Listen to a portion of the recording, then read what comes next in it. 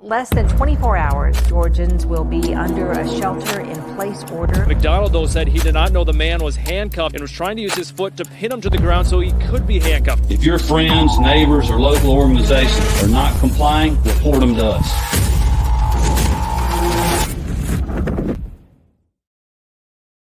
Howdy, y'all, and welcome to the Free Georgia Podcast. My name is Jake Green. Thank y'all so much for tuning in today. Trying to get this podcast back on regularly scheduled programming. So hoping to have this out every single Tuesday for the foreseeable future. We'll see if I can live up to that. First off, let's talk about where you can find more information on the Libertarian Party of Georgia, and that is lpgeorgia.com. We're also at LP Georgia on Twitter, and you can find us on Rumble, Instagram, Facebook, Odyssey, and YouTube, which is probably where you're watching this right now. This podcast is also available on all podcast platforms. So if you find anything interesting, if you want to know more information, if you want to join the Libertarian Party of Georgia, make sure you visit lpgeorgia.com. We have tons of great info on there, tons of ways to get involved in the party and just to be able to learn about the party. Today, I have a special guest known as Malty Brewer. Malty Brewer, welcome to the podcast. Hey, Jake, how you doing? Good. How are you doing today? I'm doing great. Thanks for having me on. Absolutely. Can you tell us what it is you do here in Georgia? Sure. So right now I'm a brewer at Omaha Brewing Company. They've been around for over 10 years now, and they're in Omaha, Georgia, which is south of Columbus, south of Fort Benning, out in Stewart County. So it's a pretty rural area, but this is something that's been a big passion of mine for a long time, sort of a hobby for a long time. And now I get to do it professionally, work with the big 30-barrel tanks and 30-barrel brewing house. And so it's a thrill. It's a lot of fun. We always have live music and food trucks on Saturday. We get a ton of soldiers, a ton of locals, a ton of campers. It's right by Providence Canyon and Florence Marina. So it's a good time. Everybody that comes in, one of our slogans is enter as friends and leave as family. And so we really live that. We want folks to feel the love in the room and leave thinking, wow, what a cool place. And so we do that day in and day out. It's hardly a job. I can't believe I get paid to do it. What did you do before you were brewing? So I worked in academia for a number of years as a dean of general studies and academic support. I was a psychology instructor first. Also worked in the nonprofit arena with people with disabilities at Voc Rehab and at Goodwill. So I've sort of had kind of a professional career for the majority of the time. And so now I get to sort of do this as my passion project. Several years ago, actually, around the time of COVID, I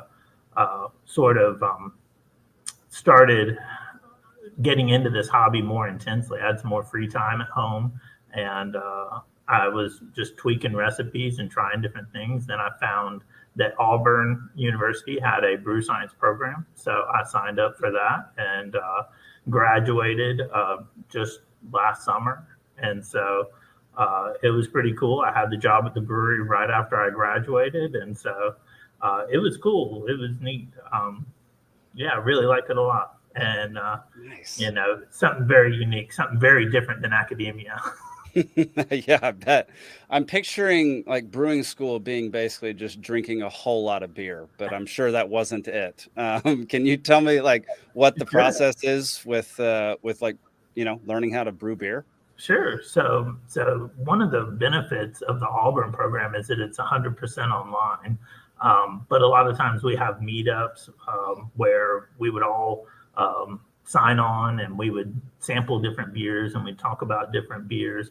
We did do some on-campus stuff where we would come and check out the facilities there and everything. They have kind of a brew lab, and they have a lot of stuff connected with some of the other programs that does the science kind of side of stuff.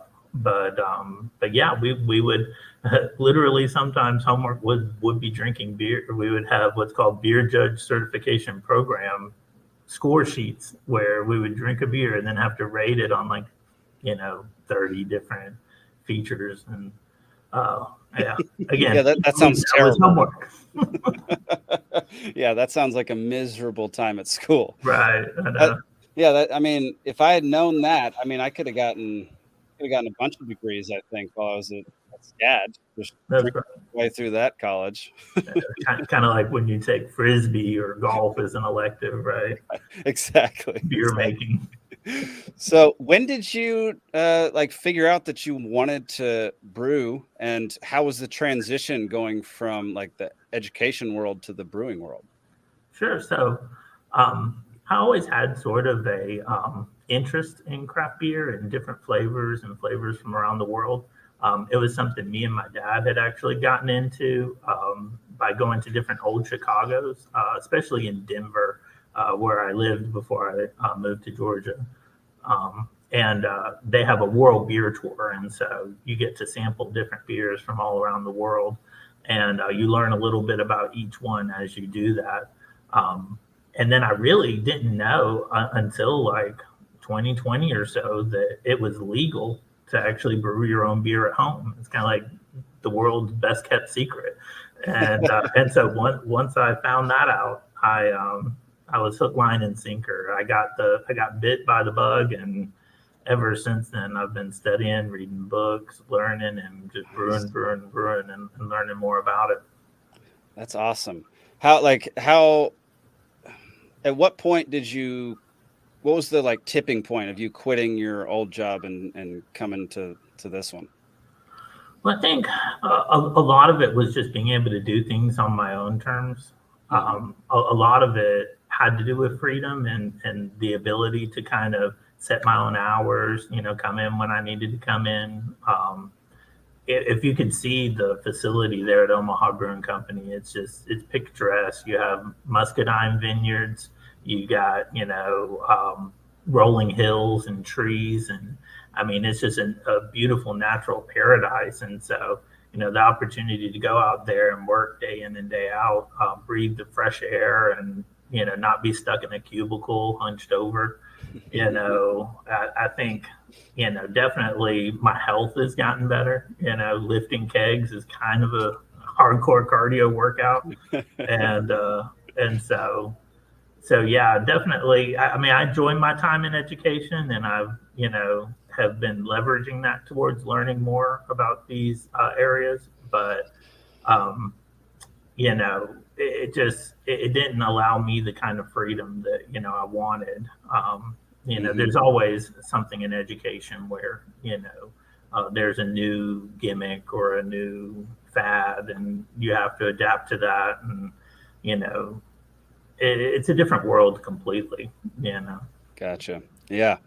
Well, you and I met at the Great Create. Mm-hmm. Yeah, that's how I first heard about you. I knew you were coming there. I wanted to set up this interview before the Great Create to get more people there, but ran out of time. So it is what it is. We're here now. Yeah. And how was your experience at the Great Create? What was that whole thing like for you? It was awesome. I met so many people and made so many friends. I was able to teach a lot of people about brewing. There's so many myths when it comes to brewing, and a lot of people don't know that there are some health benefits in terms of having vitamins and minerals and other kinds of things that are sort of taboo to talk about, especially in the South, where you sort of have this trend against drinking and smoking are like the worst things you could ever do, So yeah, I got to brew a couple beers out there, which was cool. Got to meet a lot of other home brewers and teach a couple people homebrew, and got to attend some great sessions from some of our candidates for president. I thought it was really rad that a potential president drank one of my beers. I thought, there you go, you got my vote. That's great. Was it Mike or Chase? It was Mike. Yeah. Nice. Yeah. Mike's a great dude. We talked to him for a bit when I was down there, and he's actually going to be on Liberty Libations this Thursday. Hey, cool. Yeah. I'm looking forward to that. Heck yeah. Yeah, his presentation was great. He hooked me into coming inside because he said he'd help me put up my Easy Up because, we had those because of the rain and everything. And we were struggling to get it up. And he came by and said, listen, if you come in, I'll come back out, take my jacket off and help you put this up. Wow. That's a good deal. That's a good trade. Yeah. Yeah. I like a presidential candidate who's good at bargaining. There you go. That's right. Made a deal. Made it happen. Which beer did he drink of yours? It was the stout, the smoked stout. Yeah. Dude, that smoked stout was phenomenal. Oh yeah. I love stout, and pretty much all I drink is Guinness. I don't know what it is, but Guinness is the only beer where I will never feel it the next day. Oh yeah. But all the other beers, liquor, wine, I'll get nasty hangovers. Sure. Just from like 2 drinks. And probably a lot of sugar content, which Guinness is actually lower in sugar. It's actually lower carb and lower sugar, which is ironic because most people think of it as like a meal beer that's really thick, but it's actually lower carb, and so was the one that I had at the fair. So there's some overlap there. Yeah, that one was so good. Yeah, highly approve. What do you have a favorite type of beer that you like to brew? Sure. I really like the name Malty Brewer. I like stuff on the dark side. I like Russian Imperial stouts. I like oatmeal stouts, stuff that's just, not your everyday light beer. Those are good too. But, I really like experimenting with complexity and adding coffee and different kinds of elements to it to give it real deep character. I like a sort of dark sipper, kind of the beer equivalent of like a bourbon or scotch or whiskey or something like that. Oh, I love that. I love that. Nice. Is there anything about the brewing process that would surprise people or people would never even think about in everyday life? I'm sure. I know. I'm sure it's like second nature to you at this point, so you don't know what people think most of the time. But yeah. Yeah, but I think a lot of people would be surprised at how simple it is. That if you have hops, you have barley, you have water and yeast, you have beer, and it's really to make really great beer can be a challenge, but to make good beer is very easy. And so I think a lot of people would be surprised. Just how simple it is to, get your sugar through extract or do an all grain batch and get your sugars from, natural grain, then boil it for about 60 minutes and add your hops at the start of that, let it cool down, add your yeast, cover it up decently. And you would actually, in a couple weeks, come back and have some delicious beer that would be, probably surprising how easy it was. Hey, if you keep telling people secrets, you're not going to have any customers, man. I think some of our best customers in Omaha are actually home brewers too. Oh, that's fun. So they love it when I'm in the tap room serving because they get to nerd out with me on brew science and things. And it's just a whole different level of appreciation. It's like, being a culinary expert and also being a chef and, learning how to make different things and try different things. Gotcha. What's the legal process like in Georgia for becoming a brewer, becoming a brewery, that kind of thing? Sure. Well, to homebrew, it's perfectly legal for anybody to buy a kit from online and, to get started and do your own homebrew. It's the same for wine and cider as well. To start a brewery is pretty extensive. You have to get, have to have business license. You have to go through the alcohol and trade bureaus. You have to get, different certifications for your taproom staff. It's called TIPS certification. Of course, they do inspections. It's a lot like a restaurant where they want to make sure that, all your equipment's clean and all of your, stuff is, in order, and you're going to be making a safe product. It's kind of ironic though, because really alcohol, is naturally safe. It's something that it's an antiseptic, it's antibacterial, it's, something that, doesn't spoil very easily. That's why, for thousands of years, people brewed beer instead of drinking their groundwater, because it was actually safer to drink. So, it's a bureaucracy thing nowadays, I think, to get those license fees and those taxes and all that other stuff out of the brewery. Interesting. Yeah, that is kind of funny that it's like it's one of the safer things to consume as far as like health, as far as like and things that are in what am I trying to say? More volatile or more dangerous. Yes, exactly. Like the 60-minute brew process where you boil for 60 minutes. Mm-hmm. I mean, you're over 200 degrees for 60 minutes. There's absolutely nothing that's going to hurt people that will survive that. So, it's absolutely inherently going to be, a safe product. Yeah, I mean, if you boil water for just a few minutes, it's good to go. Like 60 minutes of boiling that, it should be pretty safe to consume at that point. That's right. Absolutely. That's so funny. I wonder, like,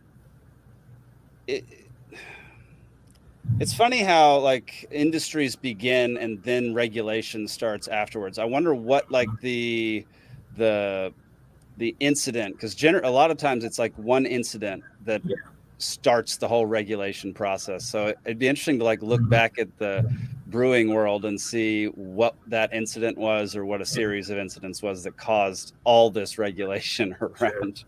Yeah. I think at one point somewhere, I don't remember where it was at, but somewhere they had huge vats. I think it was in England, actually. They had huge brewing vats, and one of them broke and flooded a town because it was so large and so full of beer. And I think like people died or something from that. Holy crap. Yeah, I'd be curious to see if that was interesting. Maybe the trigger event or something. But that could definitely be. I didn't think about like workplace accidents, killing people across a whole town by flooding it with beer. Like, right. That's it unique. May sound like it's your dream, but you really. I imagine a lot of it also came from the like fact of what happens when you consume too much of it. Yes. Yeah, I imagine. But that really wouldn't have anything to do with the actual production of the beer. It would have to do with how you give it to people. That's right. And really, I think a lot of it was the effect of spirits. Spirits had a fairly negative effect on society because it was so easy to, have too much. But yeah, thousands of years, people made it, and did certainly fine with beer and things like that. Gotcha.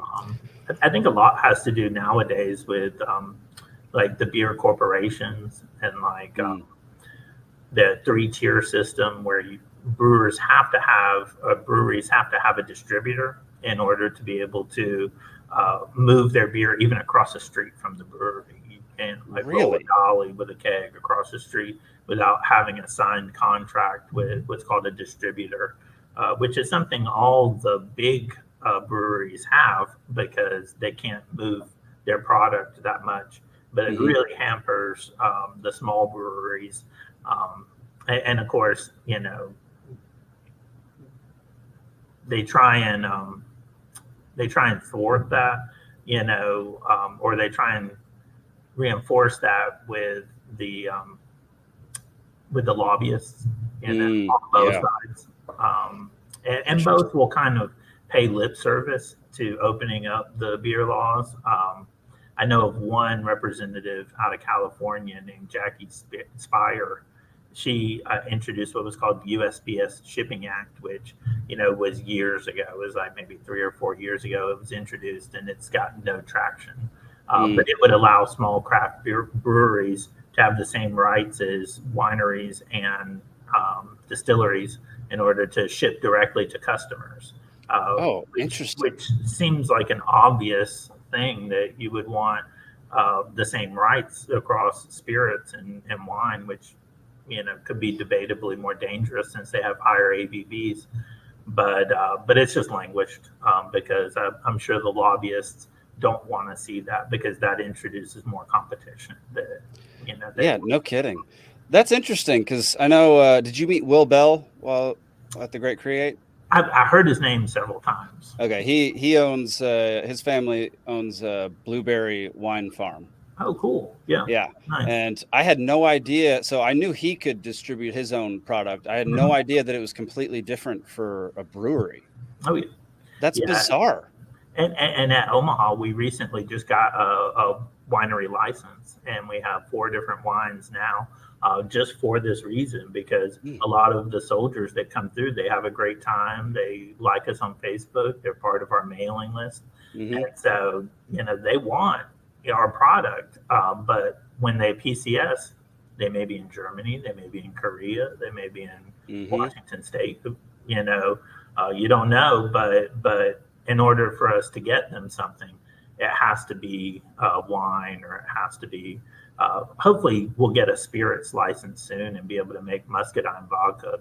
That's kind of the next thing on our agenda. Oh, love some muscadine vodka. That's good. I like that.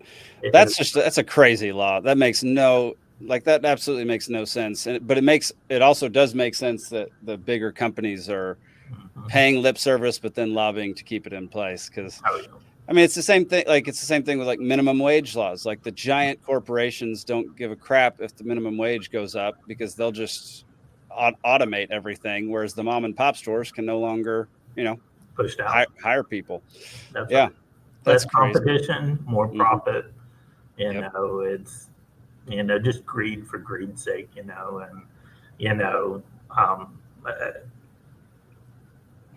I think with all the AB, InBev, and Budweiser and things like that in the news, it's kind of silly, some of the arguments that kind of go around with it, when really it's poor tasting bad beer, that you really shouldn't drink anyway. Like, there's a whole lot better quality out there. And then too, you've got local people, that you're supporting in your local community. There's enough now. Like, I think I read a statistic recently where we had just reached the same amount of breweries in the United States as there were pre-prohibition. So it's taken us like over 100 years to get back to the number of breweries that used to be here that long ago. Wow. That's crazy, especially considering I don't know what the population of the United States was before Prohibition, but it was drastically less than it is now. Oh, yeah.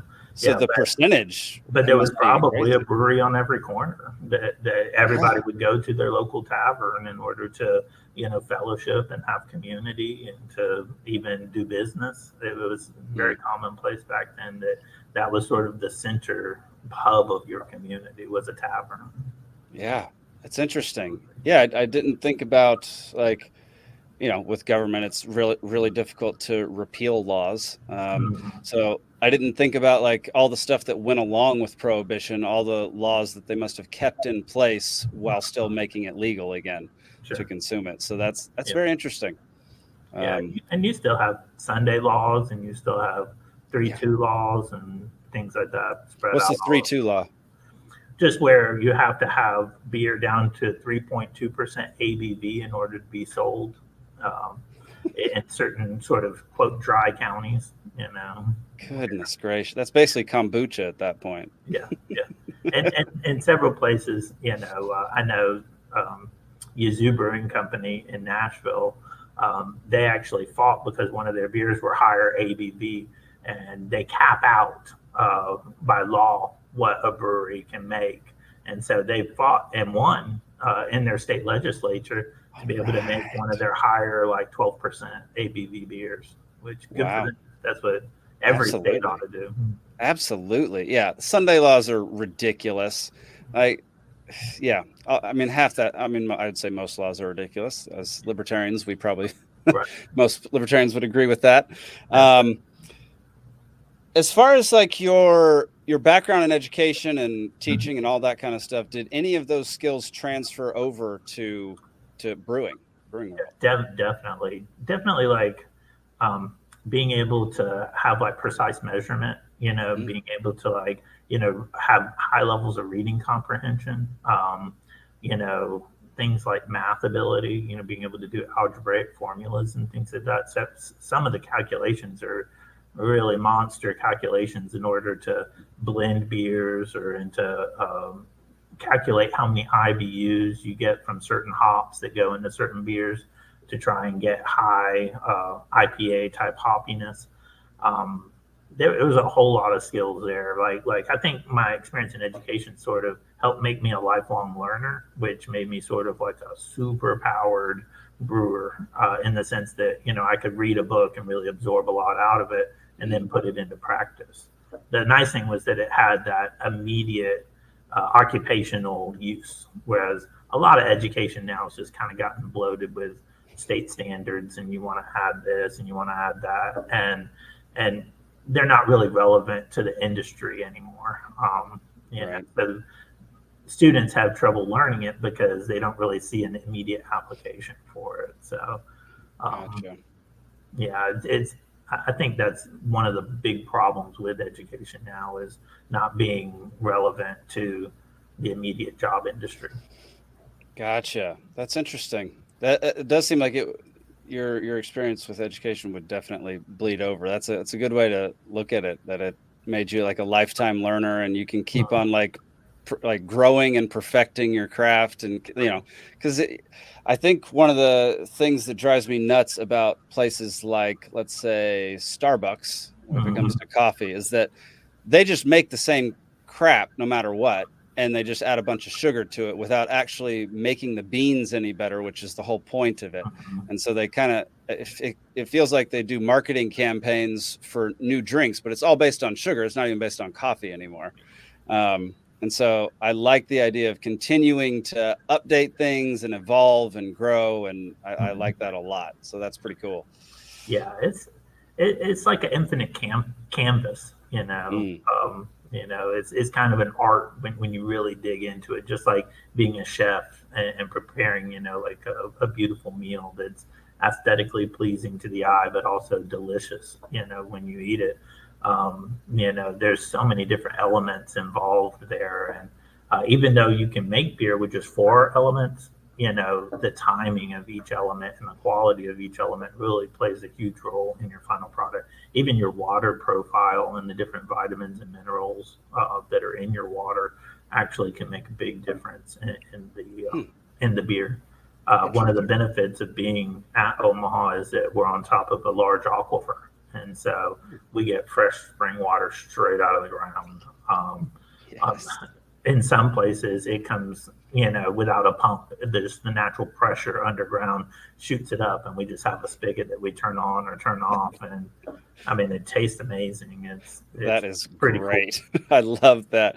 We have a similar. I have property in Montana, and we have this tiny little spring that just pops right out of the mountain. And it is the best tasting water. We had it tested. It's like it has all the good stuff in it. It's great. Yeah, I love that. It's so healthy for you. That was one thing at the Great Create that I enjoyed talking with people the most about, whether it was the composting people or the goat and dairy folks. Like this idea of trying to match your macrobiome with your microbiome.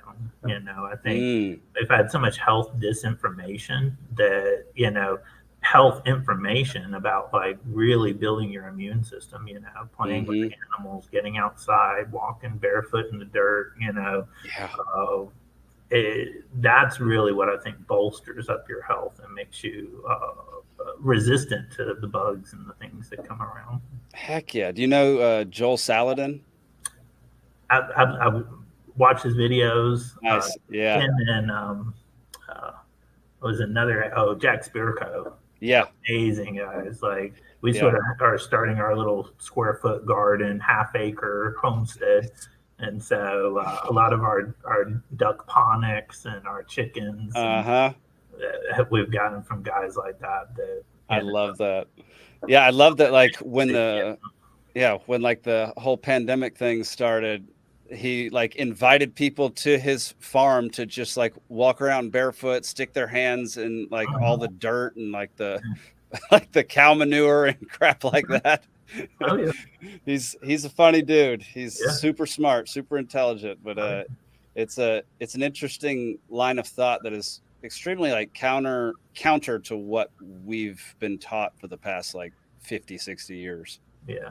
Yeah, there's so much paranoia, about food and food quality that, I mean, there's some common sense things, about food safety standards, but I think nowadays it just gets taken way to the extreme. Whereas, using natural ingredients, being close to your food source, knowing where your milk came from, knowing where your water comes from, where your meat came from, where your eggs came from. I think most of the modern sort of food disasters have come from where we don't know where it came from and something was introduced. And so they can't really pinpoint exactly, what was that got in there and what was causing the problem. But when you know that farmer and you trust that farmer and he's part of your community, you're going to be safer, in my opinion. Yeah, completely. Well, Will, are there any, aside from like distribution, are there any challenges that Omaha Brewing faces right now? Sure. I know, like most small breweries, it's really hard to figure out like logistics with distribution. You have about I would say conservatively, 20% cut from the distributor, 20% cut from the bar or the package store. Then you have 20% cost of your efficiency. And so by the time you add all the percentages up, you really are working with a very small margin of how much profit you're going to get after materials and labor, electricity. And so in our tap room, we're able to maximize that. And we're also sort of able to get people out to the country, get people out to Stewart County, get people, out in the environment and, bringing their kids and their dogs and, sort of having a family experience out there. And so, so our main goal is sort of diversifying outside of the existing structures and sort of lobbying for that ability to ship to customers and to be able to, ship merchandise to customers, sort of grow our vertical and horizontal integrations, in sort of business speak. But, a lot of the challenges are like food, getting a food truck out there to the country. We do that every Saturday, and we have a handful of great food trucks. But people want variety, and people kind of want that restaurant experience. But just the paperwork and everything for getting a restaurant set up, it would be double everything that we've done to make the brewery. And so that's why the majority of breweries don't have like on-site food, and they use food trucks and other things because that's sort of a easy way to get people food. That's a great way to get people food for sure. Yeah, and it encourages small business as well, which is awesome. We have a few right now. We have charcuterie boards from a local business that makes these amazing little charcuterie board boxes that have cheese and grapes and stuff like that. That makes a great snack, and the big ones are definitely a meal. We have Call It Yours casseroles there that are kind of frozen, and then you kind of have to heat it up on your own, but it's in the freezer. So that's another kind of way we're able to give something for people. We have barbecue grills out there too, so they're totally open to like you want to bring some hamburgers and hot dogs and grill up while you're enjoying your craft beer or your seltzer or any of the sodas or anything that we got for kids and stuff. Gotcha. That's cool. Well, Will, where can people find y'all? I mean, let's see. OmahaBrewingCompany.com. I know that. Absolutely. Yeah. Check the website. Search for OmahaBrewingCompany.com or Omaha Brewing Company on Facebook as well. That's where you're going to get the most up to date, like who's the music act this Saturday. We just had a big crawfish boil last Saturday. So that was a really awesome event where they were doing on-site crawfish, some awesome food. We do some barbecue festivals. We do different competitions and things like that. So definitely check out the website. Nice. I think you'd be surprised at everything that we've got there out in our little country brewery. I love it. I love it. Yeah, it looks like y'all are Omaha Brewing Company on Instagram. All one word. Love it. That's right.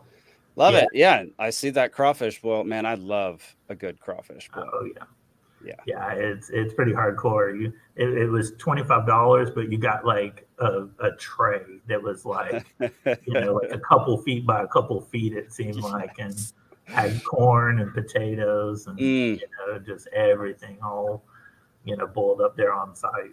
Yeah, it's way cheaper than going to a restaurant and getting 2 pounds of crawfish. But that gets pricey. It's crazy how much seafood costs at those Cajun joints. Oh yeah. Yeah. Well, Will, thank you so much for hopping on the show. I know you filled in last minute for somebody that had to duck out. But dude, I'm glad I got the opportunity. Heck yeah. Always fun to talk to you. Heck yeah. Do you want to shout out like any places where people can follow you in particular, or do you just want to leave it at the Omaha Brewing? Sure. You can search Malty Brewer on Facebook too. That's kind of my avenue right now. I'm going to try and there's maltybrewer.com as well. That's still sort of a work in progress, but ultimately that'll be where, I'll be doing my personal kind of thing about brewer education and about brewing networks and things like that. Nice. Well, y'all, I think we're going to wrap up there. Again, follow us on Twitter, Facebook, Rumble, Instagram, YouTube, Odyssey, everything. Go to lpgeorgia.com to learn more about the Libertarian Party of Georgia and what we're trying to do to spread liberty throughout our state. And yeah, if you're around Omaha, Georgia, to be precise, go visit Omaha Brewing Company because they make some delicious beers. I have some firsthand experience with that. So yeah, thank y'all for tuning in this week. And Will, thank you so much for coming on the show, buddy. Absolutely. Thanks, Jake. All right. Take care. We'll see y'all later.